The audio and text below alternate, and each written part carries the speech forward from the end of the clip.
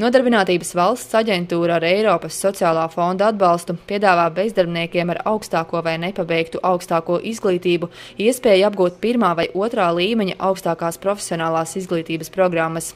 Pieteikties nākamā akadēmiskā gada pirmā semestra studijām bezdarbnieki ar augstāko vai nepabeigtu augstāko izglītību var līdz 28. jūnijam Nodarbinātības valsts aģentūras filiālē.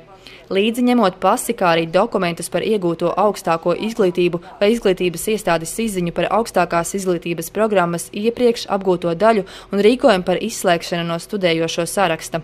Pasākumā iesaistītajiem bezdarbniekiem tiks izsniegts kupons līdz 1000 latiem izvēlētās studiju programmas apmaksai. Pasākumam piešķirtā finansējuma ietvaros studijas uzsākt vai turpināt 2010. gadā kopumā varēs 900 bezdarbnieki. Studiju laikā bezdarbniekam ik mēnesi tiks maksāta stipendija 70 latu apmērā. Stipendijas apmērs var mainīties atkarībā no mācību apmeklējuma. Uzsākt vai turpināt izglītību bezdarbnieks var jebkurā akreditētā Latvijas augstskolā vai koledžā. Izglītības iestādi bezdarbnieks izvēlas sadarbībā ar karjeras konsultantu.